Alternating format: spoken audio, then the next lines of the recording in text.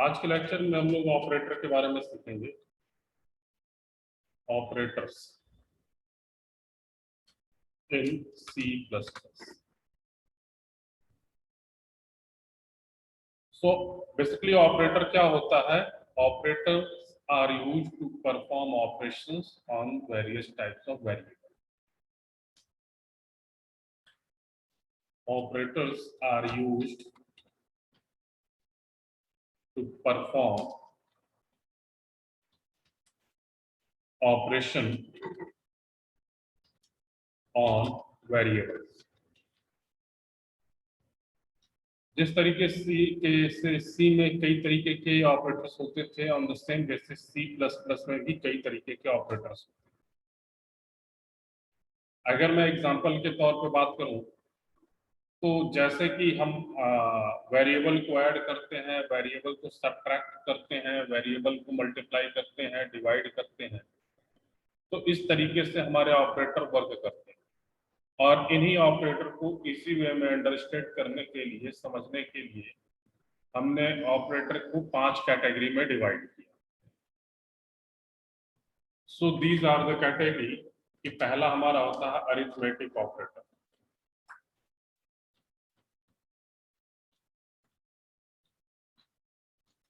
Second one is a assignment operator.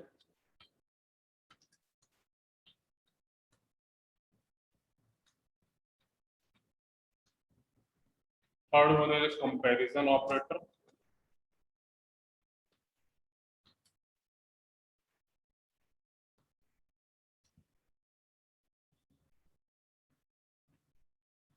Fourth one logical operator.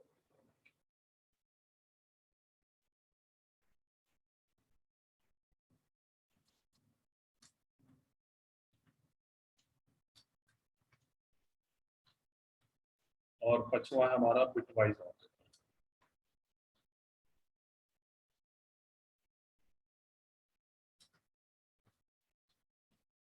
इस तरीके से total हमने ऑपरेटर्स को 5 कैटेगरी में डिवाइड किया। अब जो हमारा अरिथमेटिक ऑपरेटर है, ये भी अरिथमेटिक ऑपरेटर कई तरीके से होते हैं। जैसे कि अगर मैं पहला लेकर के चलूं अबाउट द अरिथमेटिक ऑपरेटर, तो फर्स्ट वन अरिथमेटिक।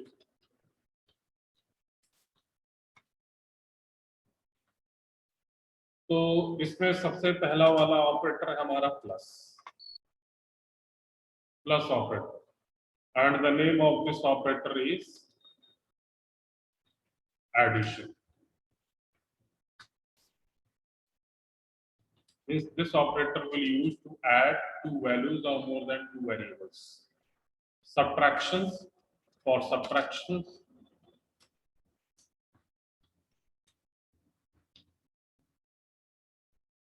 तीसरा है मल्टीप्लिकेशन।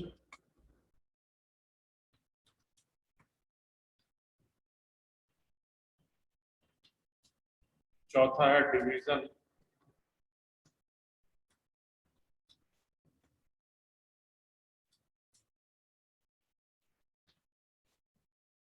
पांचवा है मॉडुलस ऑपरेटर।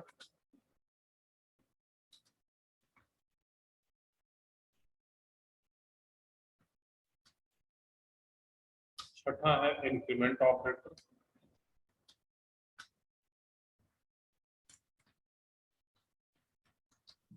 और सातवां है डिक्रीमेंट ऑपरेटर।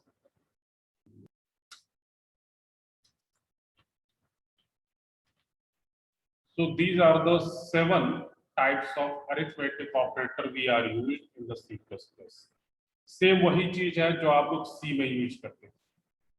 जोड़, घटाना, गुणा, भाग, मॉडुलस निकालना, इंक्रीमेंट करना, डिक्रीमेंट करना। जो भी प्रोग्राम आप सी में बनाए हो, सेम प्रोग्राम हमारा यहाँ पे भी बन सकता है। सेम कॉन्सेप्ट का यूज करके प्रोग्राम बन सकता है। बस आपको सिंटैक्स में थोड़ा अलग करने की जरूरत है।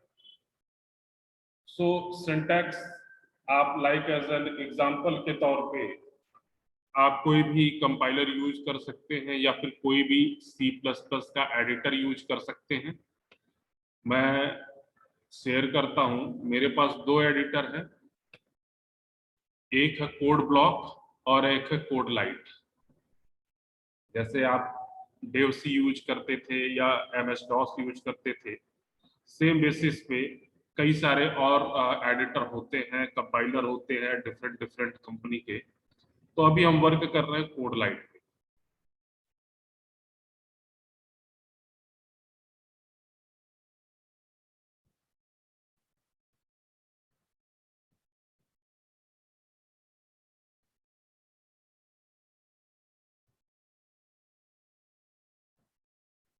This one is code light. तो कोड लाइट में लाइक ऐसे हर एक जो भी एडिटर होता है सेम में काम करने का तरीका होता सेम ही होता है। फाइल में गए, फाइल में जाने के बाद न्यू पे गए, और न्यू पे जाने के बाद हम नया प्रोजेक्ट पे आएंगे। नया प्रोजेक्ट हमारा लोकेशन पूछेगा, नेम पूछेगा, कैटेगरी ग्राफिकल यूजर इंटरफेस या कंसोल, तो हम कंसोल बना रहे हैं। टाइप क्या है, GCC है, G++ है, मीन सिंपल एग्जीक्यूटेबल फाइल है, सिंपल एग्जीक्यूटेबल है। तो वी कैन से दैट कि हमारी जो फाइल बनेगी वो exe फाइल बनेगी, वो भी हमारी GCC। तो हमने इसको सेलेक्ट लिया। कंपाइलर कौन सा यूज करना चाहते हैं, क्लैंग G++ या VC++, विजुअल बेसिक C++। तो हम VC++ ले लिए, ओके कर दिया। A file with same name already exist, हमने ओवरराइट कर दिया एस। तो आपके नई फाइल खुल के आ जाएगी, और नई फाइल में आप फिर से अपना कोड लिखें। सो this one is the editor जहां पे हमें अपना कोड लिखना। अब इस कोड में अगर मैं आपको बताऊं तो लेक्चर के शुरुआत में ही हमने देखा था C++ के सिंटैक्स क्या क्या होते हैं, और एक छोटा छोटा प्रोग्राम बना करके हम उन चीजों को कवर करने की कोशिश करेंगे।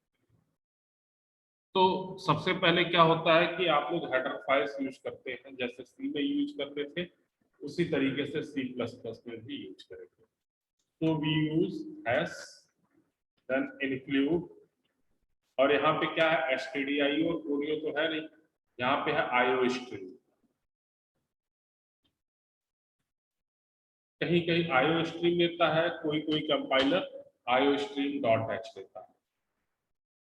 सो we write IO stream .h, और उसके बाद हम दो कॉन्सेप्ट होता है, या तो नेम स्पेस का यूज करें या फिर नेम स्पेस का यूज ना करें।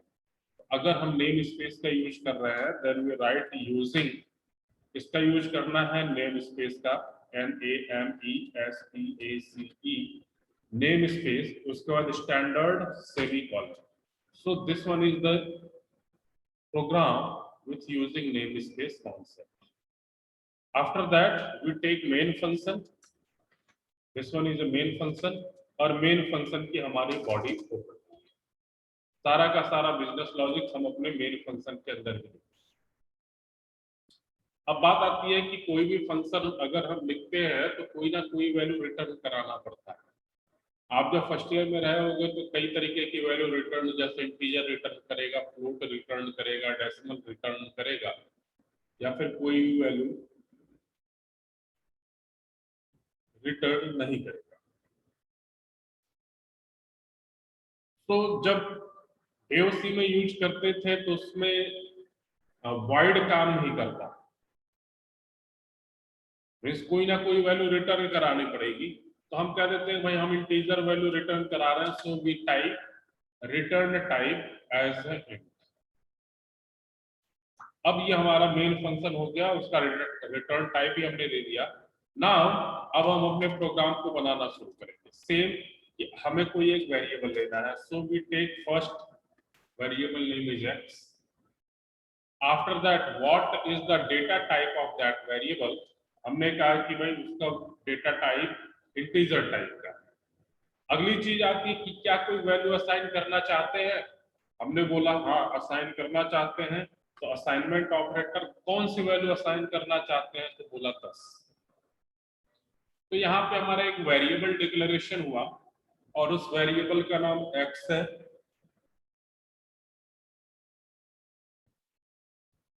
तो मेमोरी ब्लॉक में एक एक्स नाम का ब्लॉक कोड कटा, और डिफाइन किया गया कि एक्स के अंदर जो भी वैल्यू आएगी वो सारी इंटीजर टाइप की है। अगर मैं यहाँ पे 10.5 दे दूं तो कोई दिक्कत नहीं है, बस x के अंदर 10 जाएगा, 10.5 नहीं जाएगा, बिकॉज x हमारा integer type data type define किया गया है।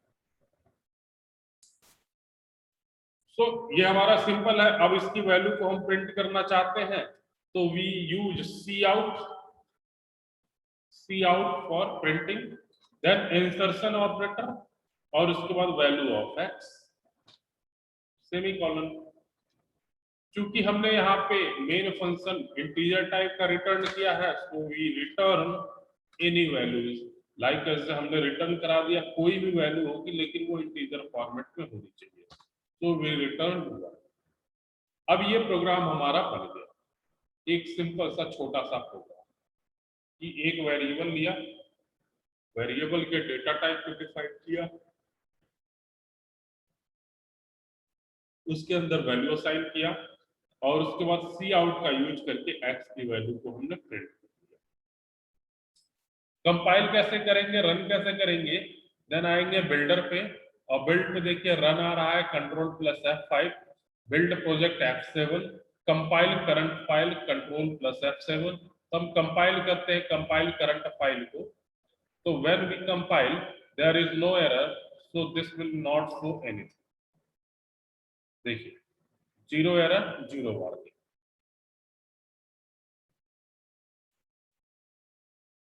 Now we run this.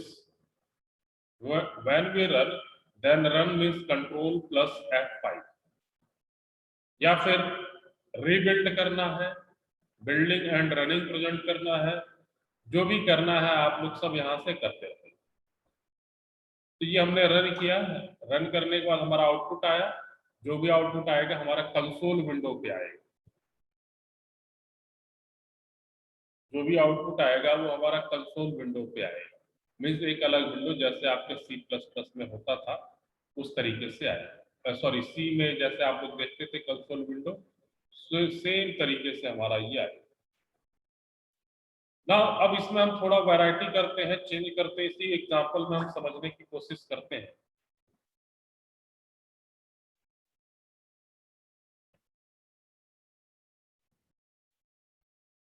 कि अब मुझे अरिथमेटिक ऑपरेशंस परफॉर्म करना है। आपने टोटल 7 तरीके के अरिथमेटिक ऑपरेशन पढ़ा।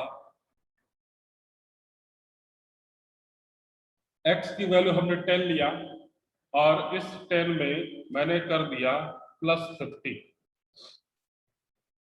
मीन्स हमने यहाँ पे अरिथमेटिक ऑपरेटर अप्लाई किया हुआ है और वैल्यू को 50 बढ़ाने का। मीन्स x की इनिशियल वैल्यू 10 थी लेकिन उसमें हमने 50 ऐड कर दिया। अब जब आप x को प्रिंट कराएंगे तो आउटपुट आपका 50 + 10 = 60 आएगा।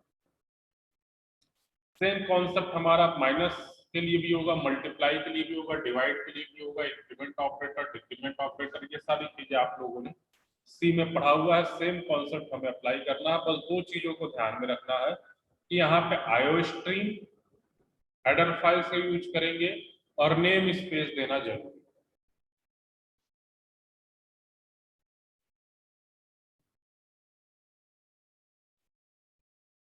नाउ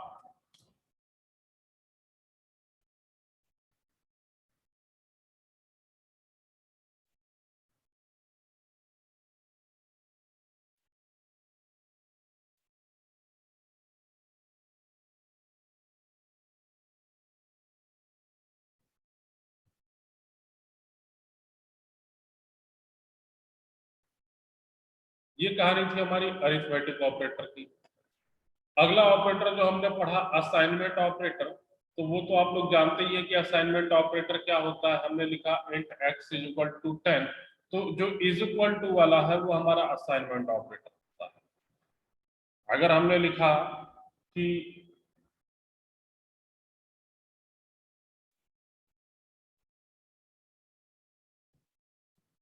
जो दूसरी कैटेगरी है assignment operator, so we write int x = 10। तो यहाँ पे क्या हुआ, इसका अर्थ क्या हुआ, that we use assignment operator, जो कि हमारा इज इक्वल टू है, to assign the value 10 to the variable called x.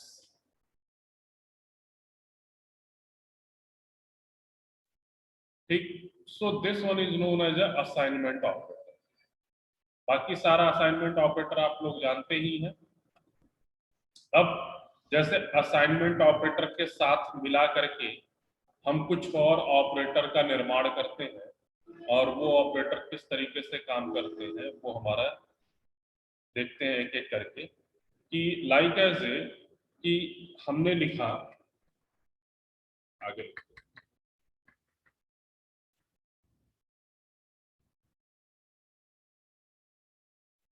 Is equal to, तो this one is an operator. अब ये ऑपरेटर क्या है, हमें पता है कि भाई ये वैल्यू असाइन करेगा। अगर मैं यहाँ पे x इज इक्वल टू 5 लूं तो ये हमारा x इज इक्वल टू 5 ही है।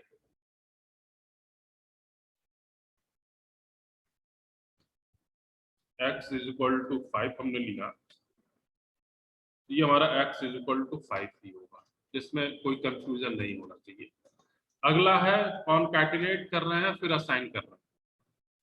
मीन्स हमने लिखा x प्लस असाइनमेंट 5, तो इसका मतलब होगा x is equal to x plus 5। अगर हमने माइनस किया और असाइनमेंट ऑपरेटर दिया, means this means x minus is equal to 5।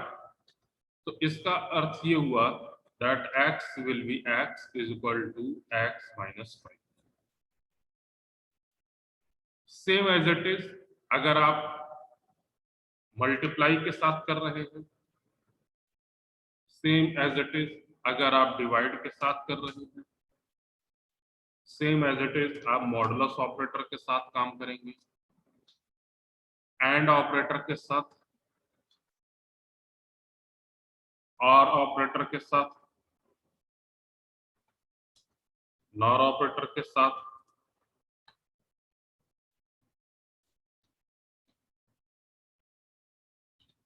Greater then, less than.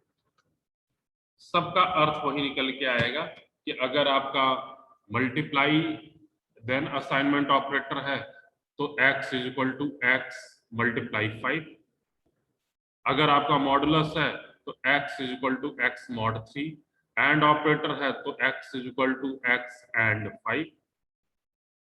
Greater than है, लेस देन है, ये सारी चीजें आपकी same as it is work करेंगी जैसा कि सारे डिफाइन किए गए। असाइनमेंट के बाद थर्ड कैटेगरी जो है वो हमारे कंपैरिजन ऑपरेटर का। तो कंपैरिजन ऑपरेटर हमारा क्या करता है कि ये या तो आउटपुट 0 देगा या फिर 1 देगा। कंपैरिजन करने के बाद either it will be true और false. If it will be true then return 1 and if it is false then return 0। तो हमारे पास क्या है कि कुछ कैटेगरी है कि जो हमारे कंपैरिजन ऑपरेटर में आते हैं, और वो कौन कौन से हैं। इज इक्वल टू, अगला कंपैरिजन ऑपरेटर जो है third,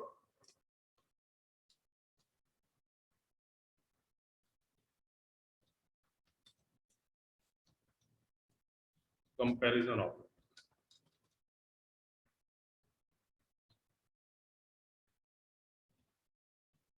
this will be is equal to operator, equal to operator,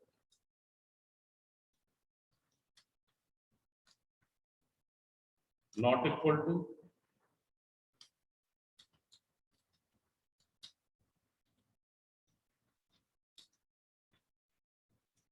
greater than,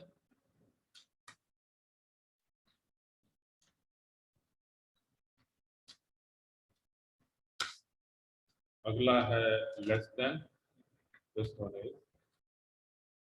greater, less than, greater than और equal to,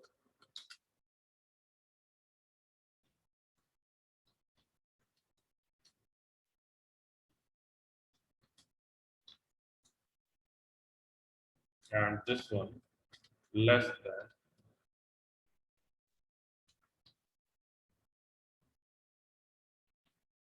or equal to। तो ये हमारे कैटेगरी में आते हैं कंपैरिजन ऑपरेटर। और जो आपका लॉजिकल ऑपरेटर है वो लॉजिकल ऑपरेटर वही है, लॉजिकल एंड, लॉजिकल और एंड लॉजिकल नॉट।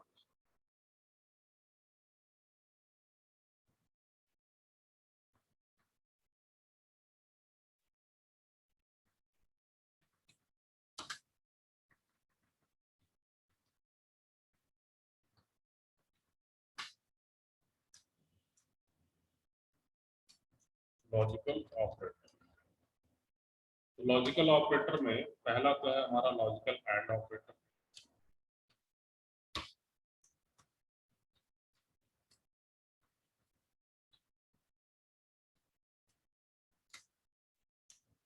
लॉजिकल और operator,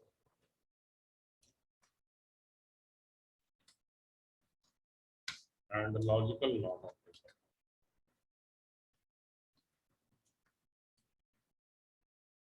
So these are the three types of operator: logical and, logical or, and logical not।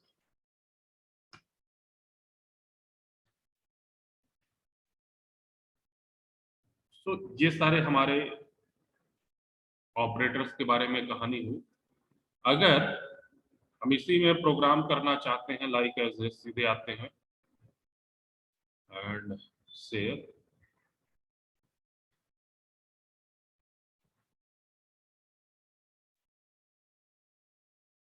Editor.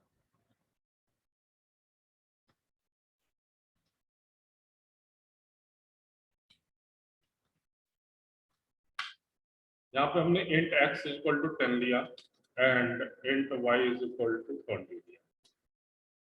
उसके बाद हम प्रिंट कराना चाह रहे हैं वैल्यूज को, मींस सी आउट, और सी आउट का insertion operator. And in this case, we have applied logical AND. So we check if x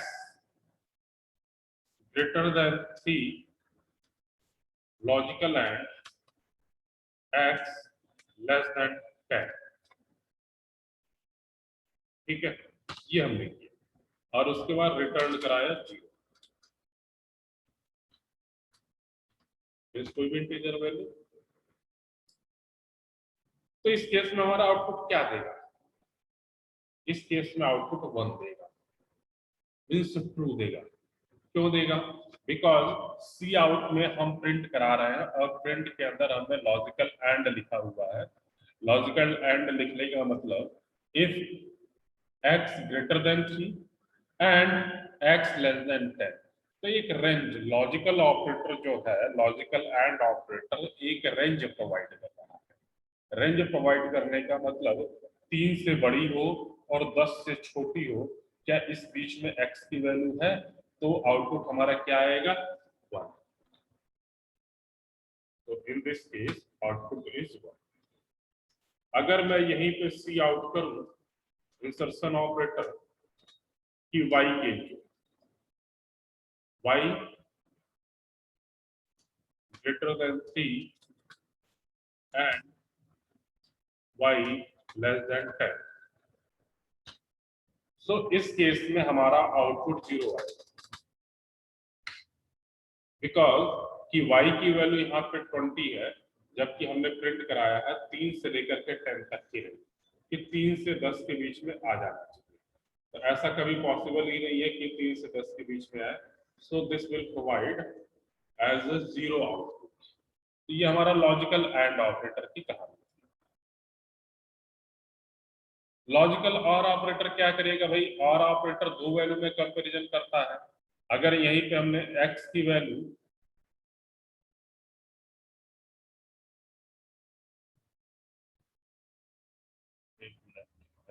share, ठीक, इसी केस में मैंने x की वैल्यू 10, y की वैल्यू 20 और यहाँ पे x ग्रेटर देन 3, लॉजिकल और x less than 10। So what will be the output?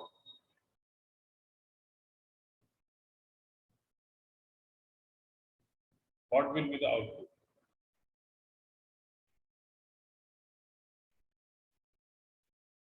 तो इसके केस में आउटपुट हमारे यही होगा कि हमने यहाँ पे किया हुआ है, कहा गया x ग्रेटर देन 3, क्या ये है? x ग्रेटर देन 3 है, और x लेस देन 10, इन दोनों में से कोई एक कंडीशन सेटिस्फाई हो रही है? यस, हमारी ग्रेटर देन 3 है तो आउटपुट 1 आएगा। इसमें बोला y ग्रेटर देन 3 और लॉजिकल और y लेस देन 10, तो ये भी कंडीशन हमारी सेटिस्फाई कर रहा है, तो इसके लिए भी आउटपुट हमारा 1 आएगा। सो this one is the case logical और ऑपरेटर। तो आज के लिए बस इतना ही रहने देते हैं।